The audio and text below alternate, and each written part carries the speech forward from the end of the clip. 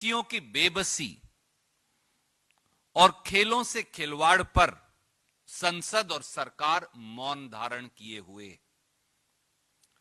इन champion महिला पहलवानों, किसानों की और देश की बेटियों के साथ जाति और अन्याय के लिए सीधे सीधे मोदी सरकार दोषी है। यह दर्शाता है कि न्याय की गुहार लगाने वाली देश की हर बेटी को मजबूर करके घर भेज दिया जाएगा और दोषी सत्ता की शहतीर से कह कहे लगाएंगे और बेटियों की बेबसी और लाचारी का मजाक उड़ाएंगे। शायद इसीलिए यौन शोषण के आरोपी और भाजपा के चहेते सांसद बृजभूषण ने कल भारतीय कुश्ती संघ के नतीजों के बाद कहा, एंड आई कोट, दबदबा था दबदबा रहेगा। यही नहीं, न्याय की गुहार लगाती हुई बेटियों को चिढ़ाते हुए बृजभूषण सिंह ने यह भी कहा और कहा, नकारते हुए बेटियों को कहा कि जो पहलवान राजनीति करना चाहते हैं वो करें। मोदी सरकार ने इसलिए यह साबित कर दिया है कि अब इस देश में गुण, शिक्षा और काबिलियत की जगह नहीं है। जगह है तो राजनीतिक दबदबे की। देश का दुर्भाग्य है कि रोहतक के मोखरा गांव, हरियाणा के मोखरा गांव में जन्मी हरियाणा के एक साधारण किसान परिवार की बेटी, जो देश के लिए ओलंपिक मेडल, पहली महिला पहलवान बनी ओलंपिक मेडल लाने वाली, वो उसे आज मोदी सरकार के दबदबे ने वापस घर जाने को मजबूर कर दिया है।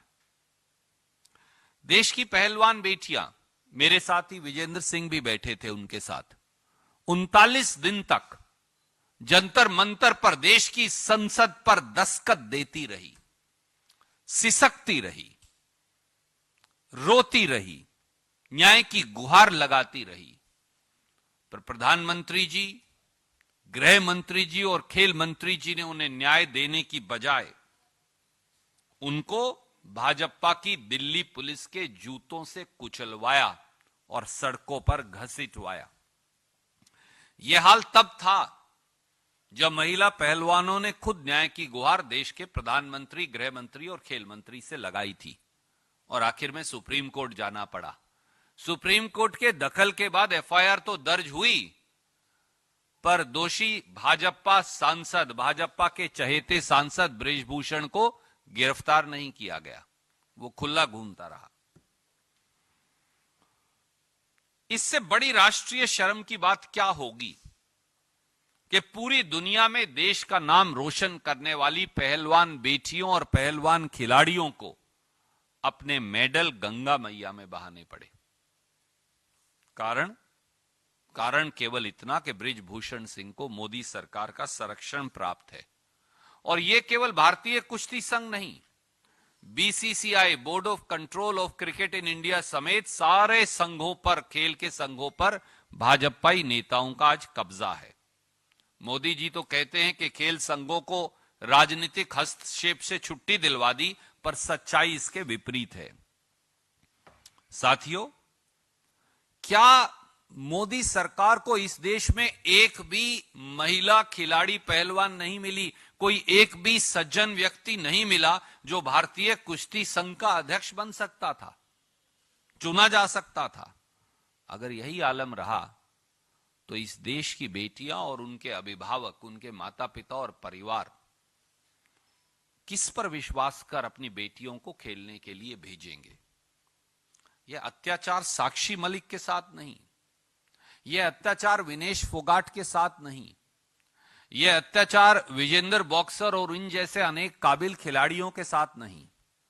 यह अत्याचार, इस अत्याचार ने देश की करोड़ों बेटियों की उम्मीद तोड़ दी है और इसके लिए सीधे मोदी सरकार जिम्मेवार है।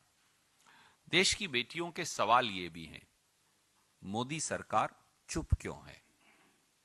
देश की बेटियों के सवाल ये भी हैं, देश की संसद अब किसान की बेटी, पहलवान बेटियों के अपमान पर चुप क्यों है? देश की राष्ट्रपति जो खुद एक महिला हैं, वो एक शब्द क्यों नहीं बोल रही? देश के प्रधानमंत्री एक शब्द क्यों नहीं बोल रहे? देश के लोकसभा और राज्यसभा के सभापति महोदय एक शब्द क्यों नहीं बोल रहे? और देश का खेल जगत और उसकी नामी गिरामी हस्तियां वो चुप क्यों हैं? तो क्या मान लिया जाए कि अब इस देश में दबदबा, डर, भय और अन्याय ही न्यू इंडिया का नॉर्मल है? मैं मेरे साथी विजेंद्र भाई से, जो मन की भावनाएं गांव की सरल भाषा में हम लगातार बोलते हैं, उन्हें कहूंगा कि वो अपनी टिप्पणी देंगे और उसके बाद हम आपका। नमस्कार, मैं हूं मानक गुप्ता। अगर आपको हमारा ये वीडियो पसंद आया हो तो इसे लाइक और शेयर जरूर करें, और हां, हमें सब्सक्राइब और फॉलो करना ना भूलें ताकि आप देश और दुनिया की कोई खबर मिस ना करें। तो जुड़े रहिए हमारे साथ और देखते रहिए न्यूज़ 24।